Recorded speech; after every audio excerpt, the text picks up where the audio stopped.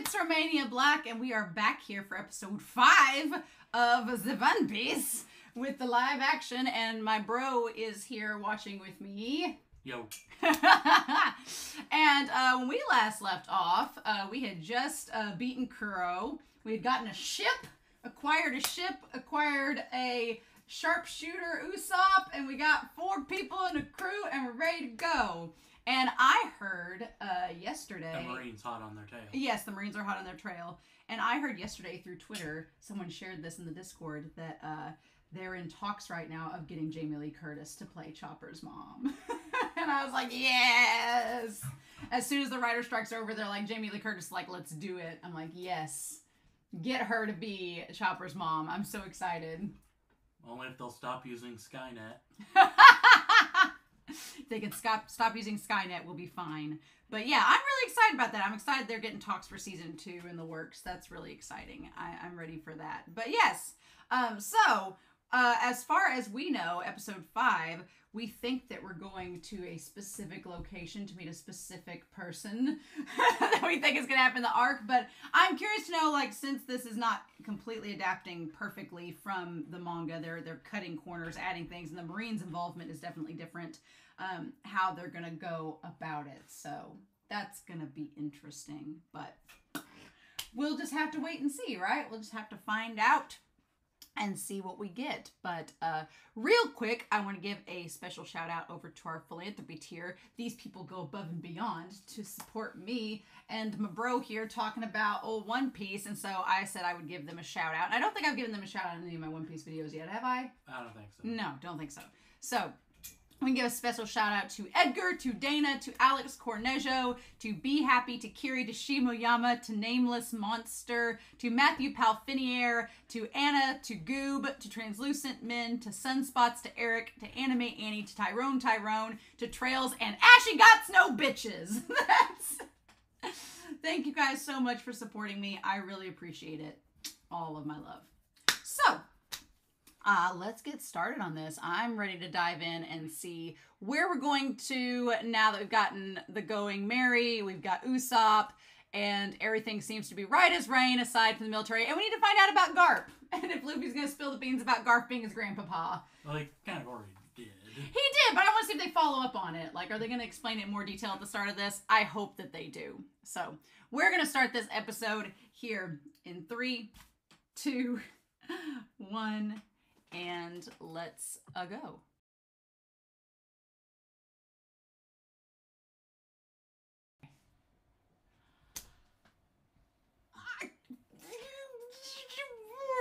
Mihawk! Cheers to Mihawk. So the actor that plays Mihawk is Stephen John Ward, which is weird because Jeff Ward plays Buggy. So I feel like they just went to a bunch of Wards and were like, you guys want to be in One Piece? I don't think they're related though, but oh my god, we'll talk about Mihawk. I really like Mihawk a lot. And his character is a lot of fun here. So, okay, this is going to be difficult because obviously we want to talk about the episode, but I feel like there is a lot of spoiler corner things that will need to be discussed. So we'll just go through the movie in general. And just talk about the episode in general and comparing it to the anime and manga, how it is in the anime and manga. And we can talk about beyond this at the end here. But because I want to save the stuff about Garp and the flashback with Luffy and handling it with his character. Their whole horribly gone wrong first encounter with the Marines it's pretty true to the One Piece crew because they don't ever get really violent against the Marines. Not unless the Marines, like, really deserve it, like Morgan. Yeah. I feel like they don't really have too many in the series, like, crazy Marine battles with any of them. That's not really their goal. Their goal is to meet other people, and surprisingly, a lot of One Piece happens on land, which is fun for a pirate movie, pirate series, because I guess if you're Devil Fruit users, having it on the ocean's a big liability. Yeah. Yeah, they could all, if they fall in the ocean, they're screwed. The BARATIE was like the first time we got like on-the-ocean combat. Yes. Where a Devil Fruit user is going to struggle. Yes, and we'll talk about that because we didn't really get much of that in this episode, which I don't think I don't think we're done with Sanji and the BARATIE. BARATIE. I don't think we're done with it. I think next episode's going to carry over into that. So maybe we'll get more of that. But yeah, for it being like on a floating little ship port, we don't really get a lot of combat here. It's mainly just character development this episode, building up Mihawk and getting stuff set up for what could potentially happen next episode. But yeah, so them getting out and them in the fog. And then I loved Zoro's interaction where Nami was like, okay, you need to go talk to Luffy about his grandpa because... You're the first mate. Your job is, like, make sure the captain's okay. Mm-hmm. You need to go talk to him. And the best thing about Mac and Yu's performance as Zoro is it's so perfectly in character at the manga and anime where he's like, hey... But it's not exactly like the manga and anime, but it's just, this is how Zoro would approach the situation where he's like, hey... How's that battle? You want to talk about it? He knows Luffy doesn't want to talk about it. He knows he's never going to get Luffy to talk about it.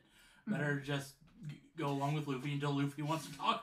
Good talk. Good talk. That was great. Like, just didn't even answer the question. And I like that Luffy wasn't really stewing on the battle. He was more concerned about his damn hat. And the post it wasn't what I feel like they thought Luffy was not wanting to talk to them about Garp and he was off stewing about the battle. No, he was just worried that his hat was messed up, and that's just where Luffy's logic is. His character is so innocent. I love it. Can we talk about the BARATIE and its design? I love it. Oh my god, the bar that's at the front of the fish mouth, the port, the set, how it's just bigger than the Going Merry. It's so good, and I kept wanting to see if we'd see Easter eggs of, like, characters walking around and being like, oh, is this such and such? Which we'll talk about that in the spoilers of certain characters that we see in here, but I also love that Nami plays the role of making up for Luffy and Usopp, because they come in and they're like, oh, we'll just get a table. We're going to pull a Ferris Bueller and be like, we're, Frank, whatever, the hot dog king of Chicago. And the guy's like, no. And then Nami's like, here's some money. Only she gives them much more money than Ferris Bueller gave them in the series. So, okay, if we're going to talk about this episode, without spoiling things, we'll talk about in the spoiler corner, what do you think of Sanji so far? I like his design. Mm-hmm. I've heard a lot of people complain because in the manga and anime, he has the weird eyebrows. I think for this, it's realistically not needed. You don't need to go there. It's fine. I like his character so far. I'm not as familiar with Sanji's origin as Zoro and Nami's and Usopp's. Was his relationship with Zeph like this in the manga and anime? Yes, Zeph was a hard ass, and Sanji was like really more talented than that kitchen could handle. That's the thing. He's more talented than that kitchen needs. But Zeph wants to keep him there, so... Well, Zeph doesn't want to keep him there. Sanji's tied down to that place. Yes. Sanji's tied down by himself. And that's kind of when Luffy talks to him later. He's like, oh, well, you could be my crew and join me. And he's like, oh, no, I've got a job to do. It's like, well, Zeph would probably let you go. Yeah. But... He told him to walk already, and Sanji won't leave yet. He feels like he needs to stay there, right? Yeah, I thought it was a good dynamic of the complicated relationship between Zeph and Sanji without giving too much away. It just definitely built up that they care about each other. They have a working relationship, but neither of them want to kind of address... Again, this episode is all about elephants in the room, and they don't want to talk about the elephant in the room that Sanji doesn't need to stay there. Just like Luffy doesn't want to talk about the elephant in the room that's his grandpa. And him and Sanji, I really liked that moment where him and Sanji bonded, saying that we both have these older authority figures that we care about and that care about us, but we kind of are bigger than them.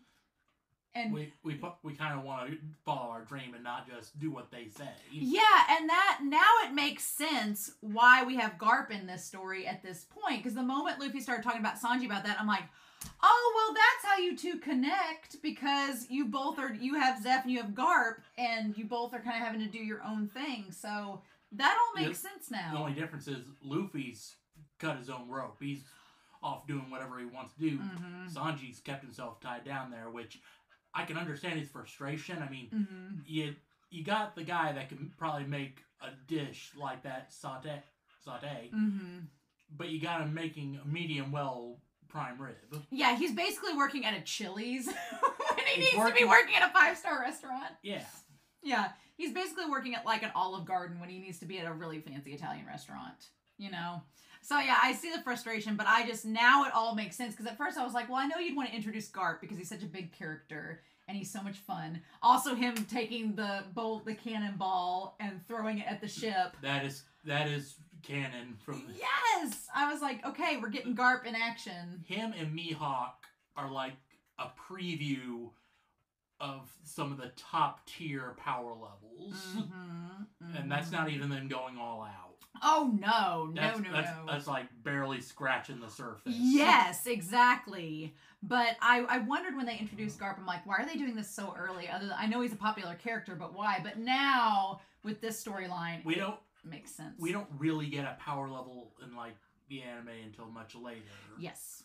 With Mihawk being like somewhat like that. The preview, yeah, of like, oh, there are pirates out there that are way stronger than what we faced so far. But we never get a scene of like the Marines, and it kind of demonstrating the same thing. Because there's a lot of Marines that we've not even heard of that are insanely strong, but Garp is kind of like that preview of, yeah. But then you get introduced to the warlords, who they say are so powerful that they had to cut a deal with them. The moment they started talking about the warlords, I was really excited because I love the warlords. I think that it's also such a great concept of the warlords, that you have these pirates that are so dangerous that the government cut a deal with them because they didn't want to go to war. They're like, we'll just work with you, right? And our sweet summer child, Kobe, our beautiful, sweet lamb, Kobe, is like, well, that's not right. And it's like, oh, you go.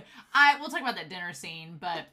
Oh, well, yeah. We'll talk about that in spoilers. Yeah, and go back to this scene, too. I'm glad I like how they show Sanji's kicks. They're very natural. They look really good.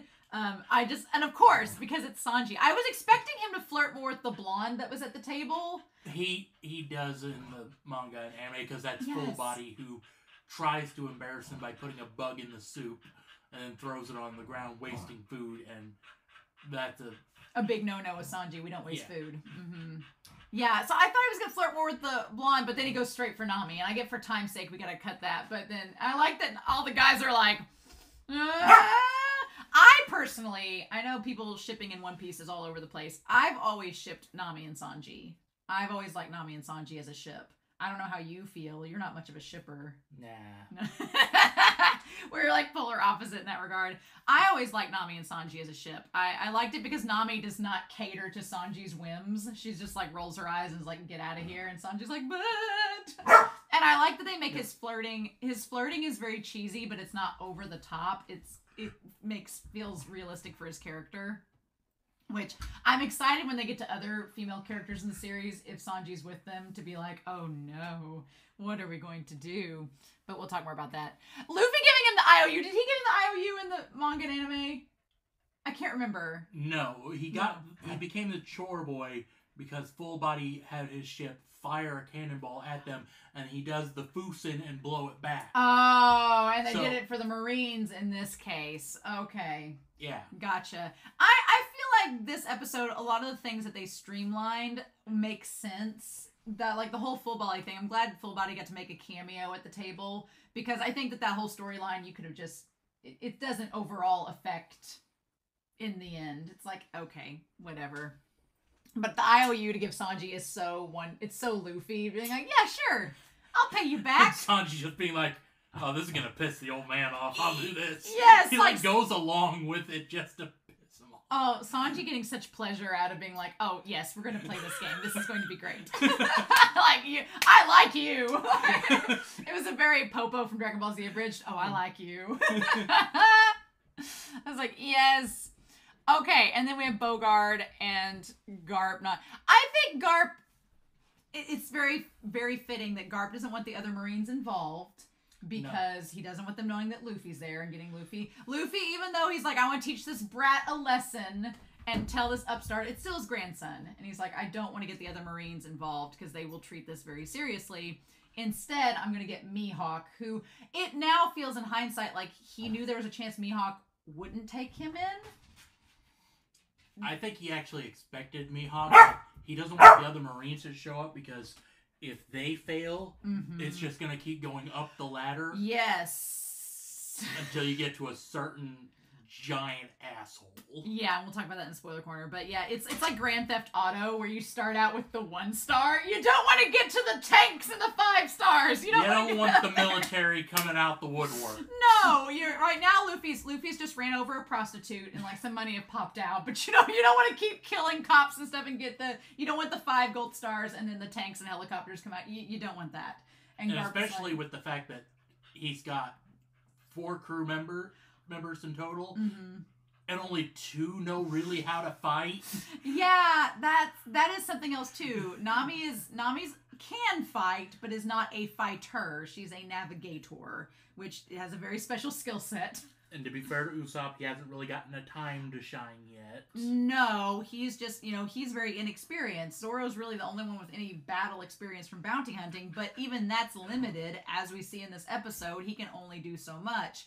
One thing I love about One Piece is that Oda starts you out so small scale in like who you're facing as a rival and says, oh yeah, you guys think you're good. Well, what about this? And as they get stronger, the opponents get stronger, and it's just constantly an evolution of, oh, well, just because you think you're at the top of your game now, no, you're not really, I really like that about the series. So, I guess is Don Kreig just not going to be a thing? He did. He did!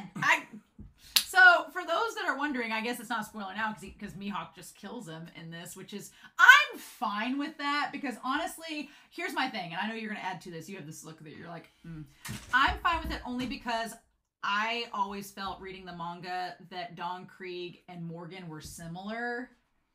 They were too similar for me as villains. Don Kreig would have lost against everybody but Alveda. Mm-hmm. Because, number one, he's a musclehead who just thinks that you can overwhelm somebody with, like, a whole bunch of firepower and a whole bunch of people. Mm-hmm. That was his whole thing going into the Grand Line. I got this fleet. I got 50,000 soldiers. Mm-hmm. Quantity doesn't mean much when every single soldier is shit. Yeah, yes. And you could throw all the pebbles you want. You're not going to bring down an elephant with them. Mm-hmm. Yeah, I feel like what we've seen so far with the series, based on facing Buggy, facing Kuro, facing Morgan, Don Kreig would have kind of been more of the same. Yeah, maybe. The only dangerous part about Don Kreig was in the manga anime, he had more tricks than a Swiss Army knife. He had this armor that had like the cannons, the shoulder pads that shoot poison darts, and he had a really toxic poison gas bomb. And he had an exploding spear. But even with all that, he barely did any damage to Luffy, and his only chance of beating Luffy was to actually drag him down into the ocean with him. And that's when Sanji saves him in the series, right? Yeah, and the only reason he could have done that was because they were at sea. If they were on land, it wouldn't have worked. Luffy would have wiped him out instantly. Yeah. So I'm fine with them getting rid of Don Kreig because I think that this gives them a chance to develop some other things and go other routes and not just be... When you're only got 8 episodes, you kind of have to cut something. And I'm like, I feel like Don Kreig, it's not filler, but it feels like you could get rid of that. He's not really needed. No, he's not. He's a kind of a villain of the week sort of thing. Yeah. And Mihawk, I'd rather have like a whole episode of Mihawk. I'd rather have Mihawk. Second he showed up, I could basically hear the Meta Knight Spanish guitar. His whole look is great, and I love that this actor again, all the actors so far that are being these big characters are embracing it. And it would be very easy for an actor to look at the tiny sword he faces Zoro with and go, are you freaking kidding? You want me to, this is stupid. You want me to do this? But he treats it so seriously that it works. It sells it to you. This is what happens when you get actors who see a role, not sure if they let them do some research on the characters or not, or if he's been a fan, but you let him see the material, you let him see what's already been made about the character, and you're like, can you do this? Mm-hmm. And I'm sure this actor's like, oh, you mean I'm playing the greatest swordsman in the world who's a badass and I can just show off my abs for like all episode? Okay, sure. like he's just Mihawk's just a badass. He just exudes. He's a little bit cockier in this than I feel he is in the manga. In the manga and anime, he's a little bit more mysterious, I thought, but when we first meet him, yeah.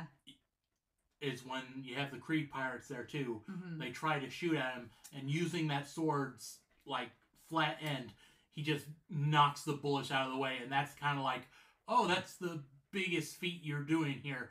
In this case, we see him actually cut a ship in half. That was a great from effect. Miles out. I think the moment he cut the ship in half, I'm like, yes, none of our crew is doing anything to him.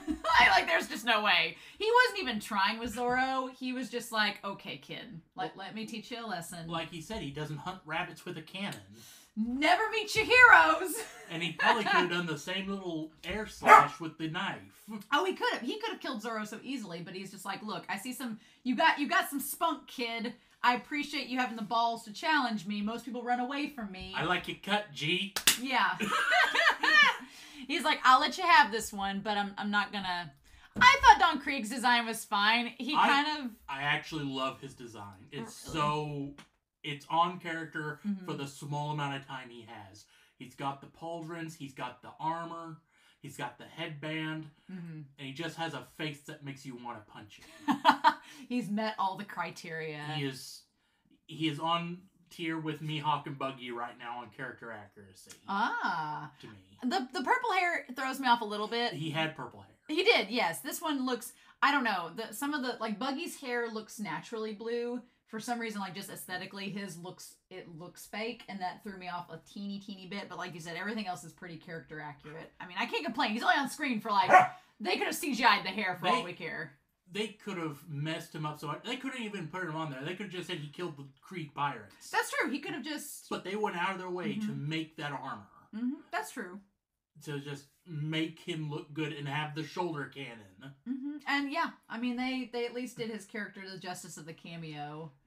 So now Geen that shows up that's one of the pirates of his, right? That was his second in command. That shows up to get the food. And he's the only one that supposedly survived from Mihawk's battle with him. Gotcha.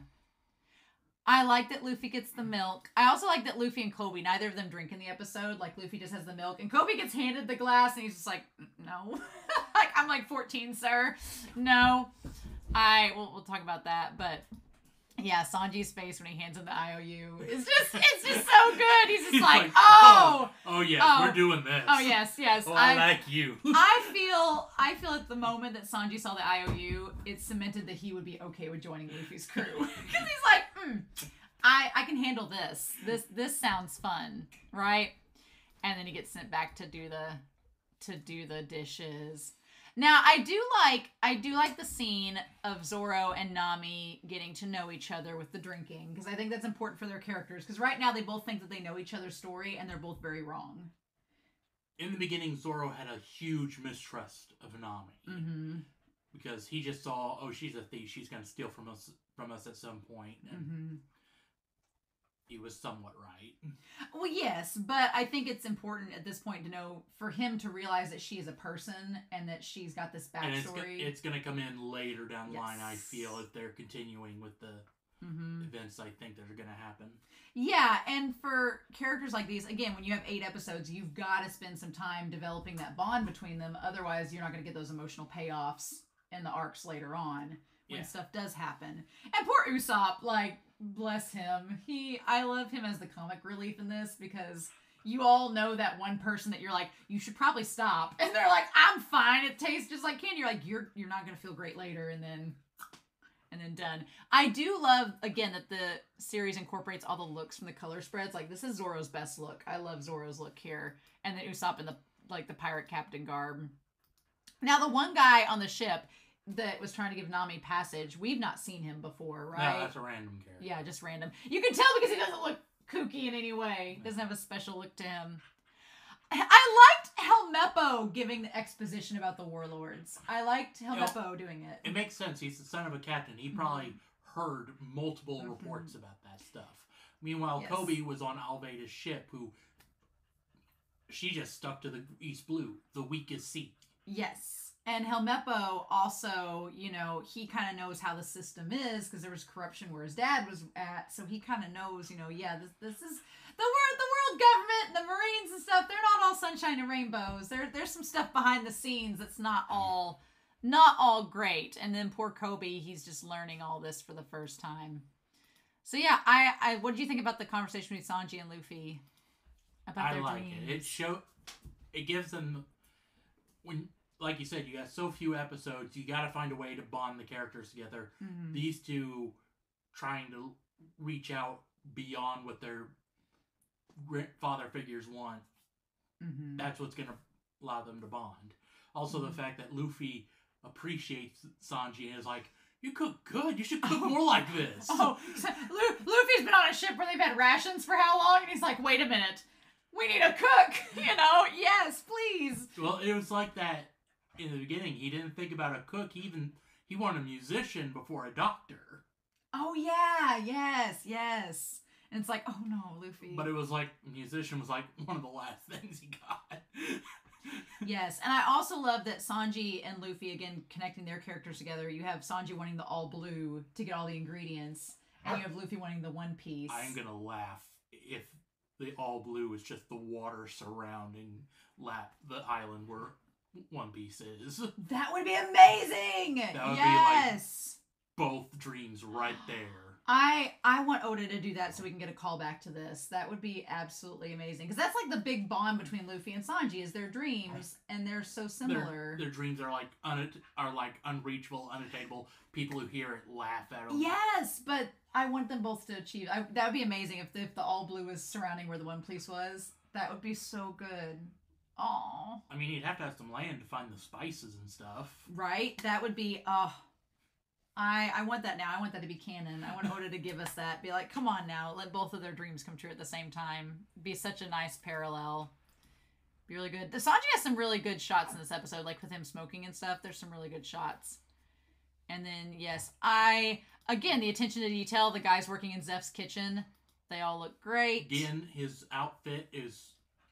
with the little snakes and stuff on it. And the headband, which he had. Mm-hmm. I did remember his character now that you mentioned it. That was really good. And Patty, the cook that went through there. Yes, with the blue hair. Mm-hmm. They kept the characters, even to the minor ones that you're only going to see for like maybe 1 to 2 episodes. They keep their characters so accurate. Mm-hmm. And I love it. Me too. It's just, it makes it feel just like so, there's so much care and effort put into it. Even when you're just going to see him for like 10 seconds. Netflix, Hulu, Disney Plus, take notes. This is how you do it. Mm-hmm. Well, I wish Netflix would do this with more, but we'll talk about that. Okay, the scene where Garp is meeting with Kobe and tells him about how life's not fair and stuff, which is an important scene for Kobe to know, and how we still do things because, you know, we're trying to shape the world in a good way. And I like how Garp mentions freedom, because it's like, okay, you're like your grandson, where you want a certain degree of freedom. But also, he had like 3 prime ribs. It shows how Garp's related to Luffy too. He had 3 prime ribs, and for a hot second I thought he was going to offer Kobe one. He just puts it on his plate. He's like, nah, it's mine. I was like, Garp is so much like his grandson and doesn't want to acknowledge it. And then, yeah, he's just like, here's some whiskey if you want it. And Kobe's like, I'm 14. I'm not going to drink this. I'm wondering if that skips a generation. Because we still haven't seen. No, we haven't seen the dad. And spoiler corner, we're going to talk about that for sure. I want to bring that back up. But yeah, poor Usopp. Usopp's drunk. And then I love that Mihawk's just there! It's like the little running gag of, he's right behind me, isn't he? Yes. But he's drunk and right there. And Mihawk's like, excuse me, sir? What? What is this? And he's like not even interested until he mentions Luffy. No, and Zoro, it was a nice callback. I'm glad Luffy pointed out that Zoro did say when he was tied up on the cross that his dream is to become the greatest swordsman. And so now it's like you meet your idol, but he's like the one rival you have to defeat, and he's like, well, you're just right here. I love that Nami and Usopp are like, we're supposed to be saving Luffy. What? No. You're level 5. He's level 105. It's like if Mihawk just beat the Elite Four and came to Pallet Town and there was like a Caterpie and he's like, okay, you know, guess we're going to do this now. You just rotate back around. It's great. Also, it gives the reason why he has the cross with the tiny sword. Make all the more sense. I am glad we have the scene with Zeph going up to Luffy and Luffy telling him about him feeding Gin, because it shows that Zeph's not just a hard ass, that he does care about Sanji. I'm not sure. Well, okay, not that he's not a hard ass, but that he cares about Sanji, right? He's not just being mean to Sanji for no reason, right? It gives Zeph a little bit more sympathy to his character, I think. I think he's gonna use that as an excuse to kick Sanji out. But he kind of wants Sanji to leave, so and he knows Sanji can do better. So, I mean, in the long run, it's caring for him. It's like tough love, even if it doesn't seem like it. I was really sad with the scene where Zoro tells Nami, he's like, didn't you not have any friends? I was like, quit making useless drama, damn it. And I thought she was going to leave. She does in the... She actually steals the Mary. In the actual anime. Yeah. That's what I thought. I was like, okay, she's not going to steal the Mary because this is a little bit... Realistically, it would not make sense for her character for her to steal the Mary, because she got onto Luffy over and over again being like, you need more people than one person to crew the Mary. And so if she stole it here, it wouldn't make sense for her character. But I didn't think she was going to leave. I thought she was going to go. And it was just going to be the three of them and the episode was going to end with her gone. But she doesn't. And then you'd have a liar, an idiot, and a guy who doesn't know left from right, trying to find her. That was really good on the ship where she was like, find the port, and he was like, because Zoro is notoriously the worst at directions. So that was actually really funny. But yeah, and then him facing Mihawk, just... When Mihawk said that he liked Luffy's hat, I was like, oh my god. I like your hat. I was like, yes. Although I don't think Mihawk could pull it off. Mihawk needs the feather and the big black hat. He needs the feather hat, but at least he appreciates a guy wearing a hat. I like hat bros, appreciating hat bros. Like, you have to remember this. He probably notices whose hat it was. Yes. Okay. Oh, I didn't even think about that. Oh yeah. Okay. Yes. Could recognize that it's Shanks' hat. Could recognize it's somebody else's hat. Mainly Shanks, though. Because Buggy recognized it. Yes. So why would we not think Mihawk would know who Shanks is? Yes. Goo. I hadn't even thought about that. That's amazing. That's actually hilarious. Now I want Mihawk to see Shanks and be like, I saw somebody wearing your hat. Yes. And then I thought the battle between him and Mihawk was well done. Yes.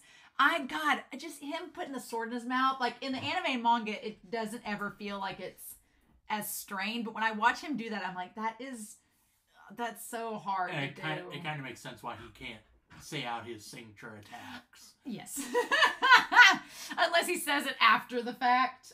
Maybe. I don't know. It makes sense, why he doesn't do it. But, oh no, Zoro, 2 of his swords are gone. Those weren't named swords. They were right. That's what I mean. Like, it's good that the one sword isn't gone. At the moment that he lifted his arms up, like go ahead and go at it, I think Mihawk was like, okay, you got gumption. You didn't try to just run away or beg for your life or be a coward. You, like, faced me head on and was like, no, I signed up for a duel and I lost. Now claim your bounty. And I think Mihawk respects that. I think he was like, all right, cool. You're not a coward. I like it. Although, that slice... It was worse in the anime manga because, like we keep saying, they got, 90 gallons of blood. that was the thing. When he stabs him in the heart, in the manga and anime, that's Zoro gets stabbed, by Buggy thousands of times, and you're just like, oh... Yeah, but those are, in the sides. Still! This is, right in the heart, where they say it's, an inch away from the heart. Yes.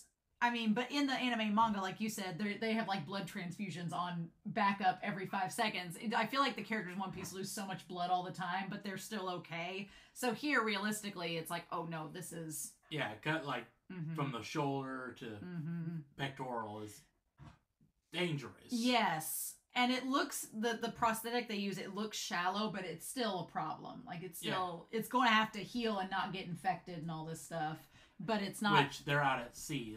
Yes. And they don't have a trained doctor. No! Which is In the anime, it was from the shoulder down to the hip. Mm-hmm. Yeah, here, I mean, it's still gonna scar, but... And I do like they include Zoro saying he's not gonna lose again. Yeah. That's what he... That's what he does. I remember... That is the one thing I remember from him and Mihawk's battle, is him saying he's never gonna lose again to him. I'm like... It was also one of the few times in the manga and anime where he disobeys an order from Luffy. Because Luffy orders him, Usopp, and one of Zoro's old hunting buddies to go after Nami. Oh. But he says, no, I'm going to fight Mihawk. That's right. It was the first and only time he ever directly said no to one of Luffy's orders. Oh, yeah. I kind of like how it's handled here. I think it fits better with their characters and where they're at right now. And plus, you're still, like, you know, by this point in the manga and anime, they've had a lot more time together. But here, I don't think it would, I think it'd be too chaotic for, like, Nami to be gone, for them to be, like, running around there. They don't have the same bond yet, so this makes more sense. And kind of bonds them around Zoro, being like, oh, man, dude. So, the big question is, without going too far ahead, how do you think, before we get into spoiler corner, how do you think, since we don't have Don Kreig, and since we don't know what Sanji's doing, and since Mihawk's left, like, I feel like for these last 3 episodes, they're going to start off with, like, a really big twist of the narrative. Like, they're going to throw a curveball at us before they go back on track. Because we have to get back to Arlong. We have to talk about Arlong is our big bad of this season, clearly. Yes. They've built him up to be that. So we've got to get back. We know that Nami's hiding things. We've got to get back to that. And we've got 3 episodes to do it. I think the next episode is going to show us, it's going to get us back to Arlong. It's going to reveal stuff about Nami. But then we're going to go back on track to where the original story was taking us, and we're going to go to Nami's story. Because she talks about the Tangerine Grove, the little village. So I feel like we've got it. That's our next stop. We've gone to Syrup Village. There's really no point in us going to Zoro's place because we've already seen it. And then Sanji is. And this was pretty much Zoro's big battle before they leave. Yes, it's going to be interesting to me to see how they get Sanji to come with them at this point. I think that might be the twist in the narrative. Like, how do we get Sanji to leave to convince him to go with them to wherever they're going? But that might be fun to see. I mean, next episode we're going to find out, because we're going to see what the plan is. But I have some spoilers that I want to talk about with you, so we're going to do that real quick. But if you're not sticking around for spoilers, thank you all so much for joining us. This episode was great. I hope you guys have a wonderful week. Please stay safe, take care, and we'll see you all next week. But spoilers. Okay, I want to start off by talking about, if we're going back to the beginning here, the whole backstory with Luffy and Garp. That's kind of in character, because when Garp's usually gone as a Marine, he's gone from the village, and during the time that Shanks was there, he was not there. Right. I've heard some people say that they think Garp is out of character at some points. I have yet to see that. Yeah, here's the thing. I feel like Garp is, at the very beginning when we first get to him, he's not giving us a lot away. During the part where Luffy was with Ace and Sabo, Garp was not nice. Garp was really mean to Luffy. Like, he threw him through a forest. And, he threw him in a forest, threw him down a chasm, tied him to balloons, and let him float up into the sky, where he probably fell and hit the water at the same level as hitting concrete. It feels weird to see him get so violent and physical with little kid Luffy here, but that's pretty much how he is in the manga. So I'm like, that's how he is. And it only got worse when he got the gum fruit. Because at that point, he had to start infusing his fists with hockey in order to hurt him. Yeah, so I think Garp is handled well so far. I mean, he does sound like Scrooge McDuck, but it's okay. We've accepted that. We've come to accept the canon. And we haven't even gotten a dragon. I'm like, what I wanted to say was, when you said skips a generation, is that, it goes Garp, and then dragon is like the most ridiculous. But then with Sanji, it's Zeph is the grandpa. Sanji's dad is like the worst. And then it goes to Sanji. Well, I was saying it when you brought up the meat thing, because we haven't seen him go when's lunch? Yeah, and then. But you got Luffy and Garp, but Garp was more like donuts than meat. But he's still like wanting to eat all the food, right? Yeah. I like that they're showing us, just like with the scene with Kobe and the food, that Garp is definitely Luffy's grandpa. He just does not want to admit it and doesn't want to acknowledge how similar they are. But yeah, I thought that opening scene with him and Luffy, it's so funny because Sabo and Ace aren't there, but they could easily have been off somewhere else in the woods. He doesn't immediately know Sabo and Ace. Right. It's after meeting Shanks, getting the hat. Garp's like, you've spent too much time here. I'm going to take you up to be raised by mountain bandits. Yes, that's right. Which, Garp... And that's when we learn of Ace. That's when we meet Sabo. That's when Luffy gets his brothers. Garp's parenting skills of, I want you to be Marine, so I'm going to have mountain bandits raise you. Self-fulfilling prophecy. I'm like, really, Garp? And going back to, yeah, him throwing the cannonball, that's like, okay, he could throw a cannonball. Wow. That's some strength, and that's just like the beginning. And I also like that he gets so riled up about Luffy breaking the mask, like, all right, boy, you want to do this? We're gonna do this. Like, they're almost playing pirates. And Kobe and the others are like, this is serious. And Garp's like, no, it's just him playing with his grandson. Lives are at stake, but I feel like Dragon's gonna be... I love that Garp is kind of like goofy, but serious, and Luffy is totally goofy, but Dragon is like stone cold, dead serious. There is nothing goofy about Dragon at all. He's trying to take down a corrupt government. Oh yeah, no, it's like Dragon is so serious. I'm like, what? I love it. Okay, what else did I want to talk about with spoilers? I like that we get full body. Were there any other cameos that we missed? No, I think we got them all. Just with full body. The whole time Mihawk was on there, all I could think about was Perona. Like in the little ghost town. And when then Zoro goes to train with him, Perona being like, hey Mihawk! And him be like, hey, what's up? His like adoptive daughter is Perona. I love it. There's so many characters I can't wait to see this series do that I'm so excited about it. Now, do you think that we're going to get anything with Luffy sinking and Sanji saving him? Or are we going to completely skip over that? Oh, we still have Arlong. Yeah. Do you think Arlong and them are going to show up? And, like, show up here? And they're showing up at the Orange Town, which is something they never did. And they interacted with Buggy. So, yeah, I think they're going to show up there. I feel like they're going to show up in the next episode and, like, reveal that Nami is with them. And she's going to go with Arlong and them. And then Luffy's going to get... And that would get Sanji to come, because Sanji's like, a damsel in distress? I could save her, what? And he'll go along because he'll be like, well, of course I'll come help save her. And then I'll come back and work on the BARATIE. And then he's going to be like, no, you're not coming back. So, but yeah, I feel like Arlong's going to show up, take Nami away. And then Luffy's going to be like, well, we've got to go find them. And then go from there. Right? I could see that. I could see that happening. I love Mihawk's character. It's so good. Like I said, the Mennonite Spanish guitar. And the moment they showed him, like, chopping the ship in half, it's like, yeah, that's... Now, the 7 warlords, it's Mihawk, it's Doflamingo, it's Crocodile, it's, Boa Hancock. Gecko Moria. Gecko Moria. Oh, God, I forgot about him. And then... Kuma. Oh, my God. And Jinbei.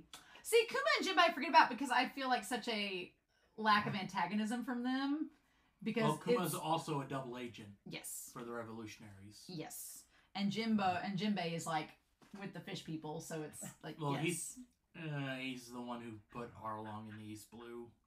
Yeah. So yeah, that was kind of an awkward meeting between him and Nami. It was, wasn't it? Yeah. Which, it's one of those things where you don't quite know how bad something's going to get till you do it. and then you hear about it. And then you hear about it. It's like you promote somebody to a job and then they get corrupt and make it really bad. You're like, yeah, I kind of. But at least Hachi got better. Yeah, you know. Screw the rest of them. Make sure our precious octopus boy is okay. Oh, Hachi, yes, precious octopus boy. Hancock's I think Doflamingo and Hancock are my favorite warlords. Doflamingo is just such a great character, such a great villain. He's so good. And then Boa Hancock. Her and Luffy's whole interaction, I'm like, some people in the Discord have never seen One Piece before, and they've been now, like, starting to get into the anime and manga, and somebody found a compilation of Luffy's, like, encounters on Amazon Lily, and they're like, what is this? And I'm like, it's Luffy being the first man these people have seen on an island ever, and they don't know how to deal with it, and it's Oda giving us all the sexual innuendos he can. Because Themyscira from the DC universe, and the first person to show up is a rubber idiot. That's the I first just man. Love Boa being like this is the level of Luffy.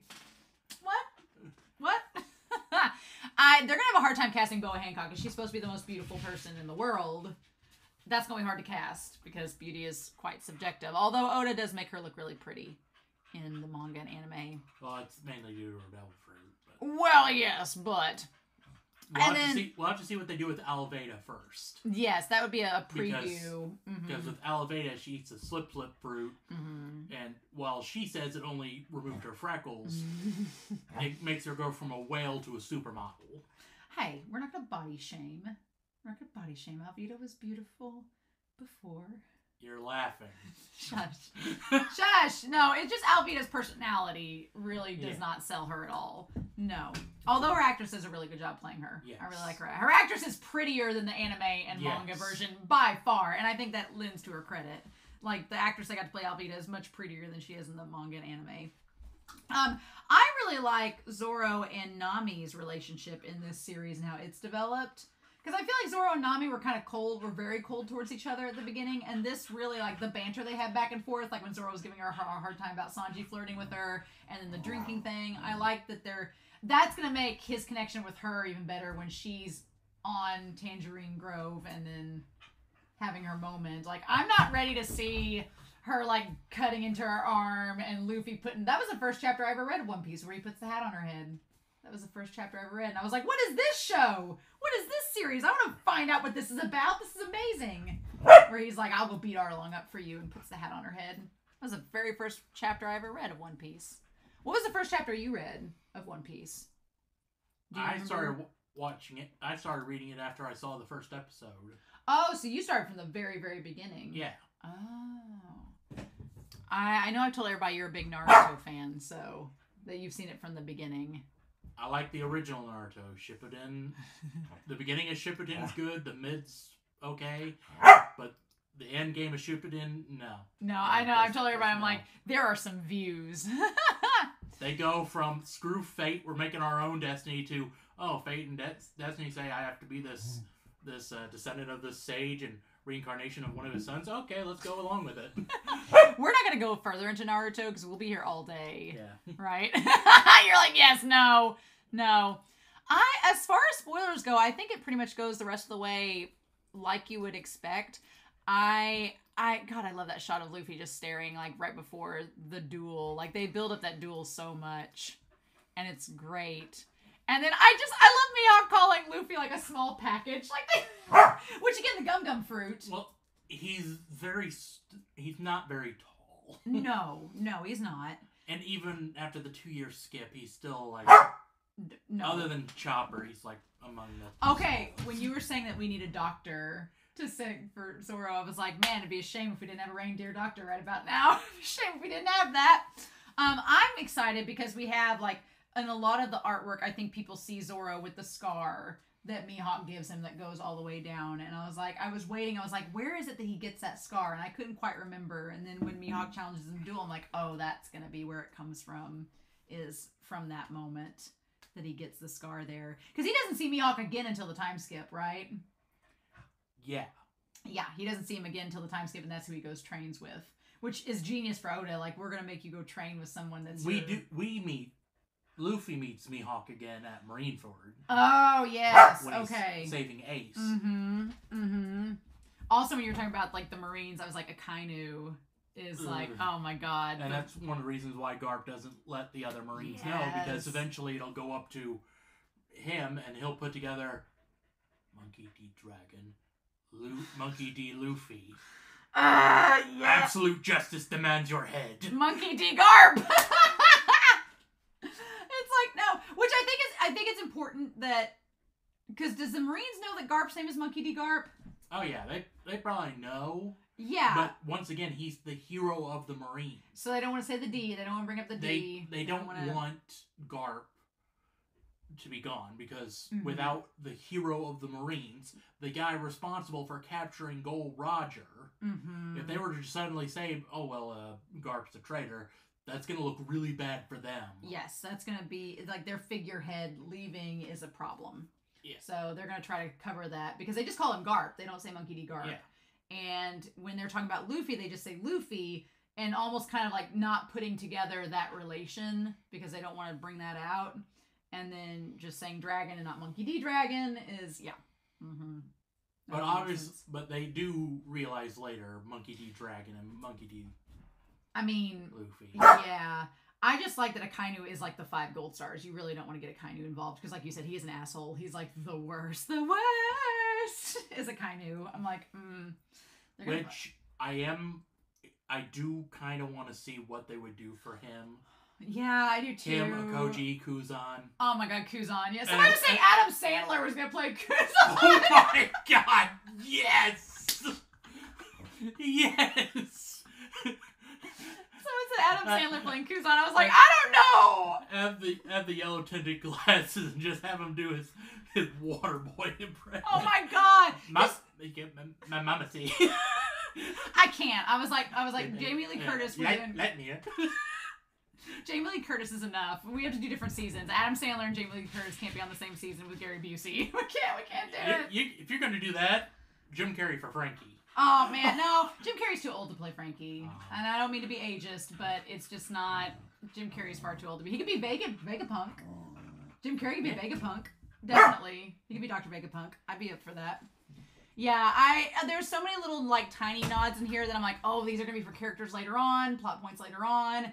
It's just building that. I'm so glad to see so many people getting into this series, and it's leading them to the manga and the anime. And I'm like, oh, this is the bare minimum. Like you've opened up a Pandora's box. Yes. Oh my god. And Brooke. Yes. Which the snail being used as a megaphone, like the mouth movements and stuff, was like a little puppet, but with CGI mixed in. I'm like, that's what I'm talking about. Like you could do that with Chopper and make it work, but. I feel like during the writer's strike, they should just go ahead and start working on the Chopper puppet. Just go ahead and get that all together. You know, do that. Get some points in there where you can like use CGI on like the fur a little bit to make it. I'm trying to think of any other spoilery things that we could talk about in this. I feel like it's pretty. They did a pretty good job with everything this episode. And it ends kind of... I was waiting for there to be a twist cliffhanger with this episode. I kept thinking, okay, they're going to end us with a cliffhanger. Like, is the fish people going to pop up? And that's going to be the... But they really don't. They just end it with Zoro saying that he's not going to lose again. And that's where we end it. So I feel like that was intentional for all of the manga and anime people to be like, okay, well, what we going to do now that you had this whole Mihawk battle take place? Or Don Kreig out of the way. And Don Kreig's out of the way. So... Yeah, we got 3 episodes left to do, not Fishman Island, but to do Arlong's Park. Arlong Park. And to do Nami's story. Because, yeah, we spent 2 episodes with Usopp, developing his character. We really haven't gotten a lot on Sanji, but Sanji's whole backstory is such a mystery for, like, most of the series. Until we get to Dressrosa. And there are some clues along the way, like when they meet the descendant of Nolan, the liar, and he says that the story of Nolan Liar is like really famous in the North Blue, and I heard it in my childhood. Now just forget it.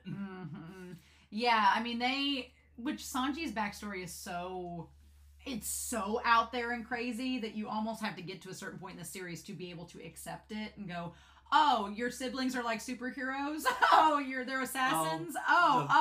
They're genetic experiments. Yes. While their mother was pregnant, they put chemicals in her to affect the children that are being born. Sanji was seen as a defect. As the defect. Yeah, he was the defective one. He didn't have like the tougher skin.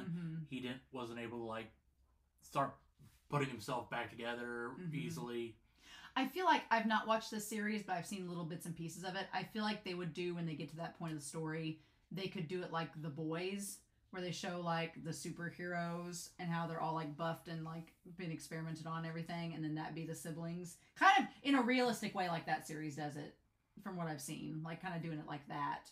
And maybe not going, because they all have the matching like Power Ranger outfits and everything, and it's very over the top, and then their dad's the biggest asshole, and it's like, yes, cool.